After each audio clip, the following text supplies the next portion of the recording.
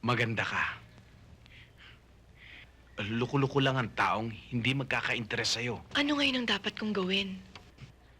May mga kapatid akong gustong pag-aralin. May magagandang ambisyon na gusto kong matupad. Sana, meron akong ama na laging maaasahan. Magtataguyod sa amin. Sana hindi magkaganito ang buhay namin. Di bale, basta pag-igihin mo ang pagkanta mo. Balang araw, sisikat ka rin.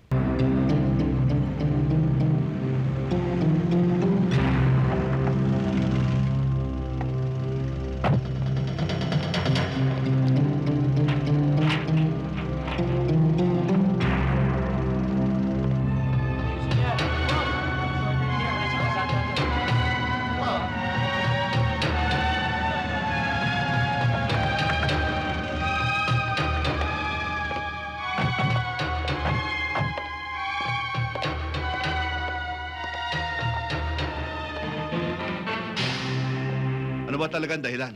At 3 araw tayong delayed. Hindi ba sinabi ko sa'yo na kinakailangan sa loob ng 10 araw dapat matapos lahat? Nagka-diferensya yung boiler natin, boss eh. Kanina lang natapos.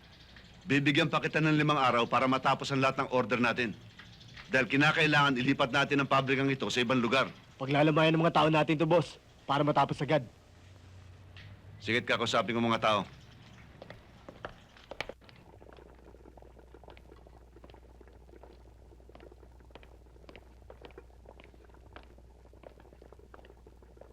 Mga kasama, makinig kayo lahat. Andito si boss, may sasabihin daw sa inyo. Dobleng kikitain ng bawat isa sa inyo sa loob ng 1 araw. Kailangan umabot tayo sa deadline. At kung hindi, maghuhukay kayo ng sarili niyong libingan. Oh, minom ka muna, oh. Ay, Teka, ito nga pala yung mga prutas para sa'yo. prutas para sa akin? Para sa may sakit lang yan, ah. Hindi, pasasalamat to, Carlos, sa ginawa mong pagliligtas sa amin ni Chito. Huwag mo na isipin yun. Pero, nandyan na rin lang yan, hindi. Upakan na natin yan. Sige, upo ka muna. Ne, balatan na natin to. Kapet, prutas.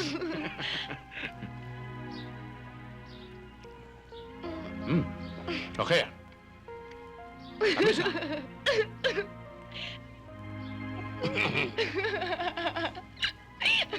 Teka. Paano mo nalaman tong bahay?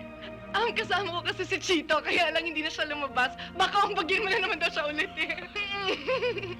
O, kamusta naman ang trabaho mo? Okay lang ba? Okay lang. Mm. Pwede bang magkwento sa'yo? Oo! Kwento lang pala eh. Shoot, sige. Isinama ako ni Arman sa bahay niya kagabi. Pinilit ako ni Chito eh. Pinagbigyan ko na lang siya.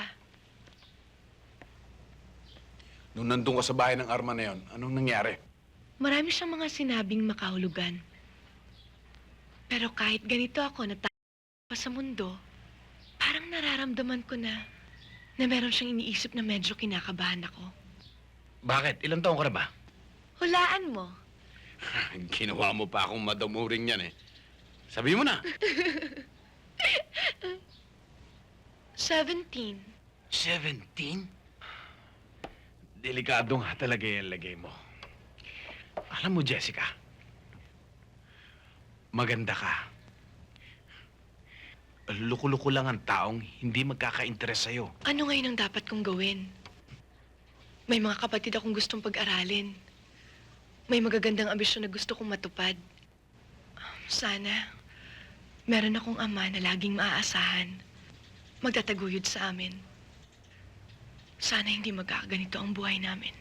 Di bale, basta pag-igihin mo ang pagkanta mo. Balang araw, sisikat ka rin. Tsaka, nandito naman ako eh. Titignan-tignan kita para maayos ang lagay mo sa club. Salamat, Carlo. Salamat. Magpapasalamat ka na naman. Tapos bukas, magdadala ka na naman ng prutas. Bagay, hindi ko tatanggihan yan.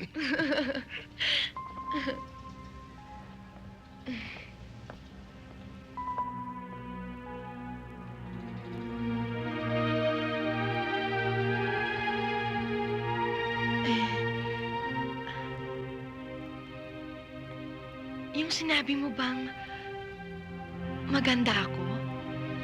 Totoo yun? Hindi bola? Hindi bola yon. Eh, yung loko-loko lang ang lalaki na hindi magkakagusto sa akin. Totoo rin yun? Totoo rin yun. Sana hindi ka loko-loko.